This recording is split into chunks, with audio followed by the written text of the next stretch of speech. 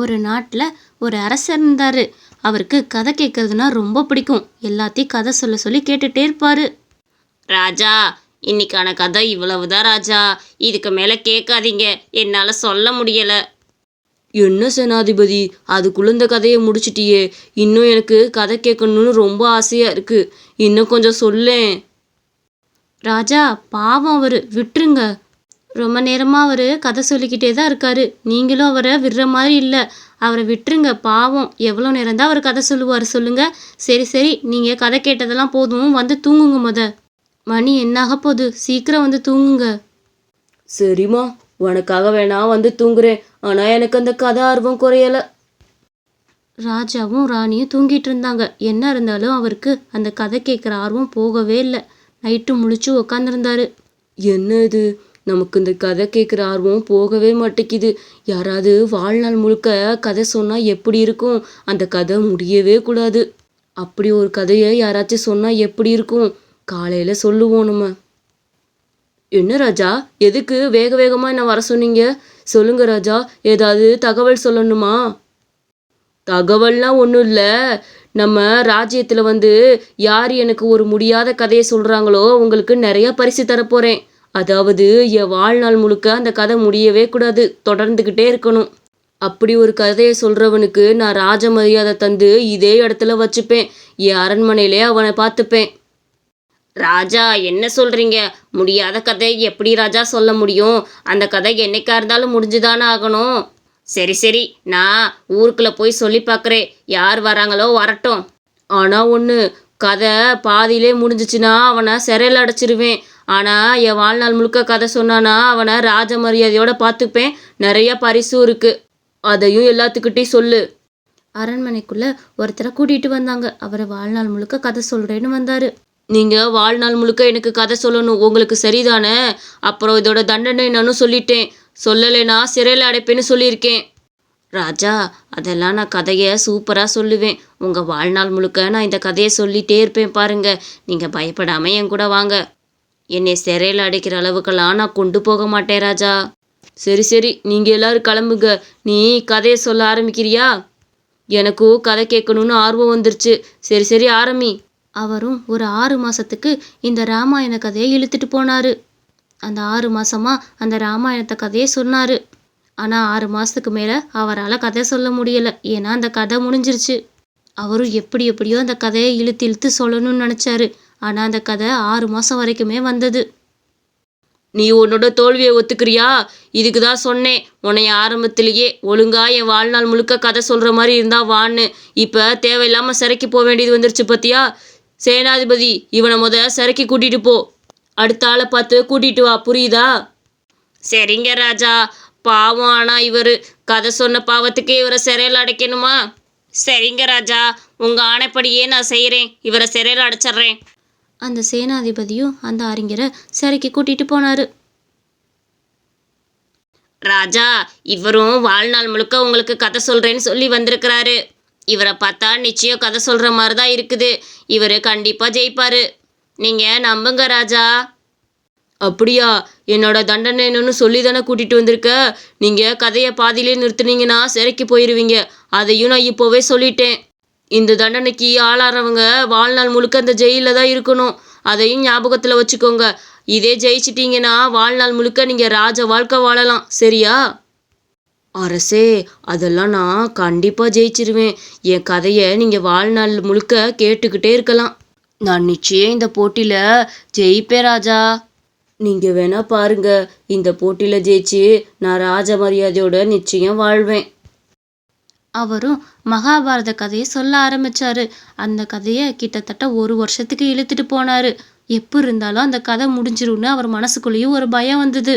1 வருஷத்துக்கு அந்த கதையை இழுத்துட்டு போனார். ஆனால் அதுக்கப்புறம் அவருக்கு அந்த கதையை சொல்ல முடியலை. நீயும் உன்னோட தோல்வியை ஒத்துக்கிறியா? ஆரம்பத்திலே சொன்னேன்ல, எனக்கு வாழ்நாள் முழுக்க கதை வேணும்னு. இப்போ நீயும் சிறைக்கு போகிற. ஒழுங்கா என் பேச்சை கேட்டிருந்தா இந்த சிறைக்கு போக வேண்டிய அவசியம் உனக்கு வந்திருக்குமா? சரி, இவனை சிறைக்கு கூட்டிகிட்டு போங்க. இனிமேல் வரவனை வச்சும் நல்லவனா பார்த்து கூட்டிகிட்டு வா. ராஜா, நான் என்ன பண்ணுவேன்? இவர் எப்படியாச்சும் கதையை சொல்லிடுவாருன்னு தான் நினச்சேன். இவரும் கடைசியில் காலை வாரிட்டாரு. சரி ராஜா, நான் இவரை சிறைக்கு கூட்டிகிட்டு போகிறேன். அந்த சேனாதிபதியோட மகன் அவங்க அப்பா சோகமாக வந்ததை பார்த்தான். அப்பா எதுக்கு சோகமா வரீங்க? என்னாச்சு? அதை ஏன்பா கேட்குற? எல்லாம் ராஜானால தான். கதை சொல்லு கதை சொல்லுன்னு எல்லார் உயிரையும் வாங்கிக்கிட்டு இருக்காரு. என்னப்பா சொல்றீங்க? அப்படி என்ன கதை சொல்லணும்? சொல்லுங்க, நான் வேணா ராஜாக்கு வந்து கதை சொல்றேன். அது உன்னால முடியாது கண்ணா. அவர் முடியாத கதை சொல்லணுமா? அவர் வாழ்நாள் முழுக்க அந்த கதையை சொல்லணுமா? இல்லைன்னா அவர் சிறையில் அடைச்சிருவேன்னு சொல்றாரு. நீ எப்படி கண்ணா அதை சொல்ல முடியும்? உன்னை சிறையில் அடைக்கிறத என்னால் பார்க்க முடியாதுப்பா, வேணாம். அப்பா நீங்க பயப்படாதீங்க, இந்த கதையை என்கிட்ட விட்டுருங்க. முடியாத கதை தானே வேணும், அவருக்கு நான் சொல்றேன். என்னை நம்புங்கப்பா, நிச்சயம் நான் இந்த போட்டியில ஜெயிப்பேன். அவரும் அடுத்த நாள் அவனோட மகனோட அரண்மனைக்கு வந்தார். என்னப்பா உன்னோட மகனை சுத்தி பார்க்க கூட்டிட்டு வந்தியா? ஆமா ராஜா, சுற்றி பார்க்க மட்டும் இல்லை, இந்த போட்டியிலாவே கலந்துக்க போகிறான். உங்களுக்கு வாழ்நாள் முழுக்க முடியாத கதையை சொல்கிறேன்னு எனக்கு சத்தியம் பண்ணி கொடுத்துருக்குறான். சேனாதிபதி, உனக்கு என்ன பைத்தியம் பிடிச்சிருச்சா? பல அறிஞர்கள், படிச்ச அறிஞர்கள்லாம் வந்தாங்க, அவங்களே சிறைக்கு போயிட்டாங்க. இந்த சின்ன பையனால எப்படி எனக்கு வாழ்நாள் முழுக்க கதை சொல்ல முடியும்? உன்னோட பையன் கூட பார்க்க மாட்டேன். எந்த பையனாக இருந்தாலும் கண்டிப்பாக சிறையில் அடைப்பேன். இந்த போட்டியில் ஜெயிக்கலேடா, அதுக்கெல்லாம் நீ ஒத்துக்கிட்டேனா இந்த பையனை கதை சொல்ல அனுப்பு. இல்லைனா இப்போவே உன் வீட்டை பக்கம் பார்த்து கூட்டிகிட்டு போயிரு. ராஜா, என் பையன் மேலே எனக்கு முழு நம்பிக்கை இருக்குது. அவன் இந்த போட்டியில் நிச்சயம் ஜெயிப்பான். நீங்கள் அவனை இந்த போட்டியில் கலந்துக்க வைங்க ராஜா. உங்களுக்கு வாழ்நாள் முழுக்க கதை சொல்லுவான். சரி சேனாதிபதி, அப்போ நீ கிளம்பு. அவன் எனக்கு இன்னும் கதை சொல்ல ஆரம்பிக்கட்டும். எல்லாரும் போயிட்டாங்க. அவனும் கதை சொல்ல ஆரம்பிச்சான். அரசே, ஒரு தோட்டத்தில் உயர்ந்த மரம் இருந்தது. அங்கே ஒரு குருவி கூடு கட்டி வாழ்ந்துட்டு இருந்துச்சு. அது தினமும் காலையில் ஒரு வீட்டிலேருந்து நெற்களஞ்சியம் இருக்குல்ல, அங்கேருந்து நெல்லை கொத்தி எடுத்துகிட்டு வரும். ஒவ்வொரு நெல்லாக அதோட கூட்டுக்கு கொத்தி எடுத்துகிட்டு வரும். திருப்பி அவங்க வீட்டுக்கு போய் எடுத்துகிட்டு வரும். இப்படியே சொன்னதையே சொல்லிக்கிட்டு இருந்தான் அவன். இப்படியே அவன் சொன்னதையே சொல்லிட்டு இருந்தான். ராஜாவும் ஆர்வத்தோட அடுத்து என்ன வரும்னே கேட்டுட்டு இருந்தாரு. சரி, அடுத்து என்ன நடந்துச்சுன்னு சொல்லு. அந்த குருவி நெல்மணிகள்லாம் எடுத்துட்டு வந்து வைக்க நைட் ஆயிடுச்சு. மிச்சத்தை என்ன நடக்குதுன்னு நாளைக்கு உங்களுக்கு சொல்கிறேன் ராஜா. இப்போ நீங்கள் தூங்குங்க. நாளைக்கு சொல்கிறேன்னு அந்த இடத்த விட்டு நகர்ந்து போயிட்டான். ராஜாவும் நாளைக்கு என்ன நடக்கும்னு ஆர்வத்தோட காத்துக்கிட்டு இருந்தாரு. காலையில் எந்திரிச்ச உடனே கதை கேட்க வந்துட்டாரு. அரசே, அடுத்த நாளும் வந்துருச்சு. அந்த குருவி தன்னோட வீட்டுக்கு திருப்பி நெற்களஞ்சியத்தை எடுத்துட்டு வந்தது அப்படின்னு திருப்பி கதையை ஆரம்பிச்சான். அரசு ஆர்வத்தோட வந்தாரு. சரி, நேத்து அந்த குருவி நெற்களஞ்சியத்திலேருந்து நெல்மணிகள்லாம் எடுத்துட்டு வந்திருக்கும்ல, அந்த நெல்லாம் என்ன ஆயிருக்கும் சொல்லு அப்படின்னு ராஜா கேட்டாரு. அரசே, அந்த நெல்மணி தான் அன்னைக்கு இரவே அந்த குருவி எல்லாத்தையும் சாப்பிட்டு முடிச்சிருக்கும்ல. அடுத்த நாள் உணவுக்கு அந்த நெற்களஞ்சியத்திலேருந்து சாப்பாடு எடுக்கணும்ல. சரி, அந்த வீட்டில் நெல்மணிலாம் தீந்து போயிடுச்சுன்னா என்ன பண்ணும் அந்த குருவி? அரசே, நெற்களஞ்சியத்தில் இருக்கிறத எப்படி ஒரு குருவி சாப்பிட்டு சீக்கிரம் முடிக்க முடியும்? அப்படி சாப்பிட்டு தீக்கணும்னா சில மாசமாச்சும் ஆகும்ல. அப்போ எல்லாரும் அடுத்த அறுவடை பண்ண ஆரம்பிச்சிருவாங்க. அப்போ அதுக்கு கிடைச்சிரும்ல.